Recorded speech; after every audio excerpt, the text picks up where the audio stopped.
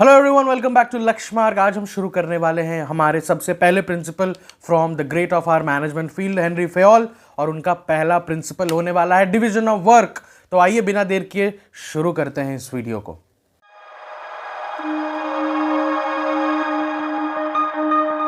So division of work पहले होता क्या, let's understand the concept behind division of work. तो if you are good in English BST पढ़ने की सबसे पहली शर्त है that you should be good in your language skills, presentation skills. तो नाउ जब लैंग्वेज की बात आती है तो डिवीजन ऑफ वर्क, इसको ऐसे देखो, there are two words, division and work, division and work. अब why I am saying this, division of work is as simple as it sounds.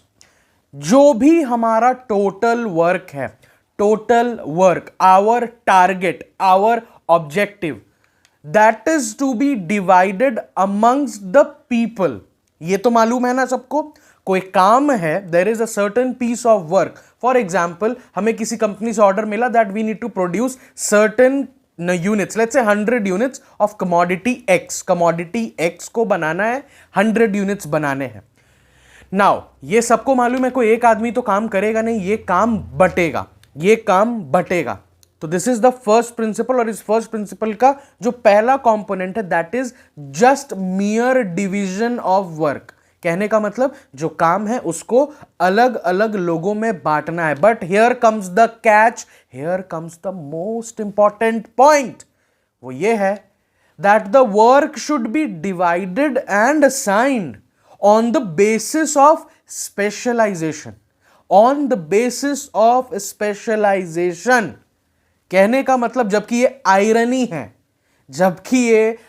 है, ये कौन कह रहे हैं, ये हेनरी फेयोल साहब कह रहे हैं कि जिसका काम उसी को साजे, बाकी करे तो ठन ठन बाजे। ये कौन कह रहे हैं, हेनरी फेयोल साहब, जो कि कौन थे, वो माइनिंग इंजीनियर थे, साइंस ग्रेजुएट थे, और वो हम कॉमर्स वालों के मैनेजमेंट के दाता दानी बन गए। ये वो कह रहे हैं कि जिसका काम उसको साजे। तो आप समझो, दिल पे हाथ रख के ये बात समझो कि क्या कह रहे हैं वो कह रहे हैं कि जो जिस काम में स्पेशलाइज्ड है उसको वो काम करने दिया जाए, तो there will be all greenery in the environment.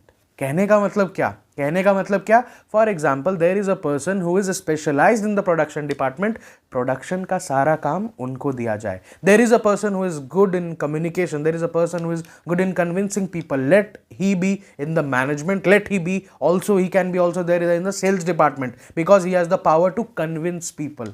जो बहुत क्रिएटिव है, बहुत एडवर्टाइजिंग है, and he is much more into communication with people and etcetera, उसको मार्केटिंग के अंदर दो, because he can bring out creative ideas, who is good with analytics and numbers and all, let he be in finance and etcetera. बहुत सारे department होते हैं, ये तो कुछ स्टीरियोटाइप डिपार्टमेंट्स है जो हम लोग भी एग्जाम्पल ले रहे हैं, बट ऐसे बहुत सारा काम है किसी फैक्ट्री और ये किसके यूनिट के अंदर जो कि स्पेशलाइजेशन खोजता है। तो for example there is a person who is specialised in measuring the temperature of the apparatus that is being used in the factory.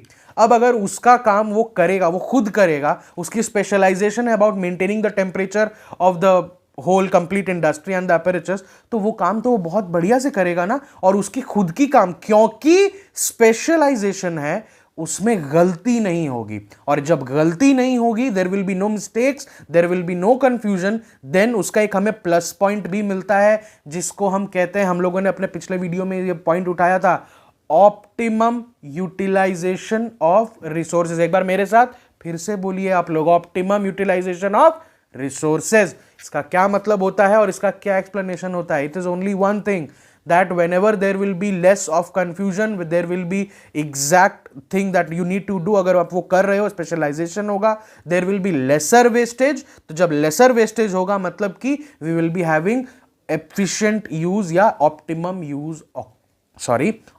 use of the resources in the company। समझ में आई बात? इसे ही कहते हैं division of work. यही है division of work का concept. पहले तो टोटल वर्क है, तो टोटल वर्क को आपको बांटना पड़ेगा, तो ये पहला कंपोनेंट हो गया। और दूसरा कंपोनेंट क्या है? बांटना पड़ेगा किस बेसिस पे? स्पेशलाइजेशन के बेसिस पे। ठीक है, अब आइए, अब हम लोग यहां से सारे लेक्चर्स में अपने आगे we will be creating some kind of differentiation between the advantages and consequences. जब डिवीजन ऑफ वर्क फॉलो होगा तो वहां पर उसकी क्या एडवांटेजेस हैं हम वो भी फॉलो करेंगे। साथ ही साथ हम ये भी देखेंगे कि अगर ये फॉलो नहीं होता है तो इसके कॉन्सिक्वेंसेस क्या होंगे। कई सारे बुक्स में, अच्छे बुक्स में ये आपको बना बनाया मिल जाएगा, मगर अगर आप वो शख्स हैं जिन्होंने एनसीईआरटी परचेज नहीं किया मे बी, या जिन्होंने वैसे बुक्स परचेज नहीं किए जिसमें ऐसा टेबल बना हुआ मिला आपको, तो डोंट वरी, हम लोग तो हैं ही, यहाँ से आप लोग देखकर देख सकते हो, सीख सकते हो और अपने नोटबुक्स में इसको बना लो। आई विल बी सेइंग सारे प्रिंसिपल्स को एक जगह पर, सारे प्रिंसिपल्स को एक जगह पर लिख लो, उसका मीनिंग लिख लो, उसके हिट पॉइंट्स लिख लो और एडवांटेजेस और कॉन्सिक्वेंसेस तो जरूर लिख लो भाई, because it is one of the most important thing, क्योंकि केस स्टडीज में भी आपको यहीं से उठा के क्वेश्चन देगा, प्रिंसिपल्स में और ज्यादा कहीं से कुछ पूछने वाला नहीं है। आज के समय में जैसे एग्जाम का स्टैंडर्ड बढ़ते जा रहा है, आपसे जल्दी नहीं पूछा जाएगा that what is the meaning of spirit D corps, नहीं, आपको या तो डेफिनेशन देके आइडेंटिफाई करने बोलेगा, या तो केस स्टडी के बीच से आपको आइडेंटिफाई करने बोलेगा कॉन्सेप्ट, और उसका फिर कंपोनेंट्स आपको लिखने बोला जाएगा। ओके तो हमें ध्यान रखना है about the standards of the exam that we are going to face in the late December January, जब हम लोग एग्जाम्स में बैठने वाले हैं। तो okay, now advantages of the application of division of work.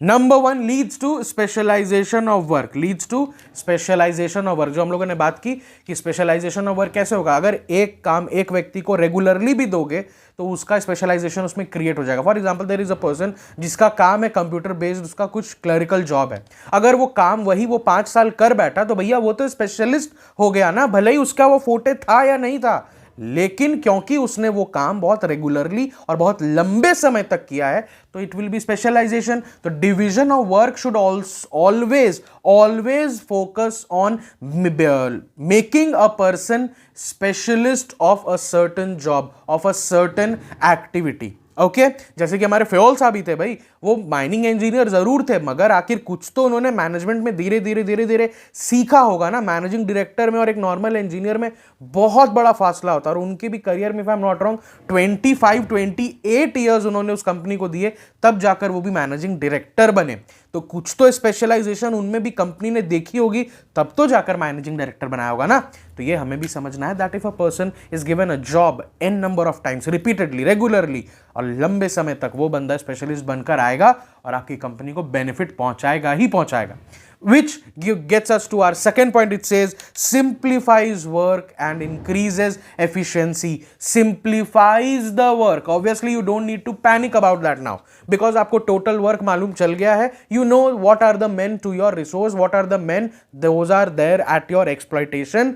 आप उनको काम दोगे, काम हो जाएगा। तो वो तो chaotic अब नहीं होने वाला मामला, वो एक एडवांटेज है। बट दूसरा जो एडवांटेज है that is increases efficiency.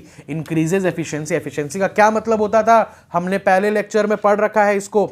Efficiency का मतलब होता है to complete the work with the minimum cost, मतलब ऑप्टिमम यूटिलाइजेशन ऑफ रिसोर्सेज के साथ कंप्लीट करना है। तो जब भी काम स्पेशलाइजेशन की तरफ जाएगा वहां पर केओटिक सिचुएशन खत्म होगा, प्रोहिबिशन होगा, डिमोलिशन होगा, and there will be optimum utilisation of resources.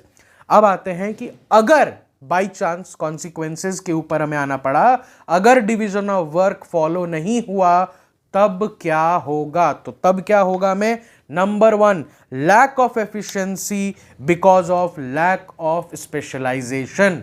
क्योंकि हर बार कोई काम किसी नए व्यक्ति को दिया जा रहा है, there will be lack of efficiency. क्योंकि अगर आप किसी नए व्यक्ति, आईपीएल का सीजन चल रहा है ना, बेस्ट एग्जांपल आईपीएल का सीजन है। अब हर सीजन कोई टीम नए नए कैप्टन्स को जगह दे, I am not targeting any team, हर एक सीजन में एक टीम नया कैप्टन अपॉइंट करते जाए हर सीजन, उस टीम का क्या होगा भाई, there will be nothing happening. वो टीम जीतेगी जरूर, वो टीम अच्छे परफॉर्मेंसेस भी देगी, बट लॉन्ग रन में that team can not be called successful. क्योंकि आप इंट्रोस्पेक्ट तो करो ना, दैट अगर आप सही में बहुत बड़ी फ्रेंचाइज हो, then how are you going to actually survive जब आपके captains over the period change होते गए। We are seeing there are some teams जो हर साल अपने कैप्टन्स बदल रहे हैं, तो how will be actually they succeeding, कभी नहीं होगा ये। तो जब स्पेशलाइजेशन है ही नहीं, आपका बॉलर नहीं है, आपका बैट्समैन नहीं है, आपका ऑलराउंडर कोई है नहीं, कैप्टन को आपकी कैप्टनसी का मालूम नहीं, स्पेशलाइजेशन है नहीं, उसको यही नहीं मालूम ये काम हमें फिर करना भी है कि नहीं, वो कहां से करेगा। एकदम सिंपल मैनेजमेंट है भैया, आईपीएल सिंपल मैनेजमेंट आपको सिखा सकता है। तो वैसे आप कंपनी के बेस पे सोचो ना, वो बंदा जो हर बार हर समय नया नया काम करेगा, तो आपको उसको एक सीखने का बफर भी तो देना पड़ेगा ना। सीखने का बफर मतलब सीखने का एक एक्स्ट्रा ग्रेस मार्क्स कि अच्छा कोई बात नहीं, पहली बार कर रहा है, गलती हो सकती है, बट जो बंदा 5 साल से वो काम करेगा, आप उससे गलती एक्सपेक्ट भी नहीं करोगे और उसकी गलती बर्दाश्त भी नहीं करोगे। ओके, तो ये एक पॉइंट है जो कि है हमारा लैक ऑफ एफिशिएंसी आती है जब हम लोग लैक ऑफ स्पेशलाइजेशन को टारगेट कर देते हैं। स्पेशलाइजेशन अगर नहीं स्पेशलाइजेशन अगर नहीं है तो एफिशिएंसी भी घट जाएगी। ओके, और जो हमारा सेकंड पॉइंट है, लास्ट पॉइंट है, that is waste of the resources. अब चाहे वो टाइम हो, हमारे रॉ मटेरियल्स हो, एवरीथिंग इज वेस्टेड, क्योंकि स्पेशलाइजेशन नहीं है तो इफेक्टिव एफिशिएंट टेक्निक्स नहीं है यूटिलाइजेशन के। तो जब यूटिलाइजेशन अच्छे से नहीं होगा, there will be wastage of time, money and the resources available to the firm. Okay, I hope आपको ये लेक्चर अच्छा लगा होगा। डिवीजन ऑफ वर्क में बस इतना ही आपको पढ़ना है, बाकी इससे रिलेटेड क्वेश्चंस हम लोग आगे लेकर आएंगे, एमसीक्यूज आगे लेकर आएंगे। तब तक बने रहिएगा इस चैनल पर, और आगे जो हम लोग वीडियो लेकर आएंगे, हम लोग और भी प्रिंसिपल्स ऑफ मैनेजमेंट को पढ़ने वाले हैं, समझने वाले हैं, सीखने वाले हैं। तब तक बने रहिए। तब थैंक्स फॉर वॉचिंग लक्ष्य मार्ग।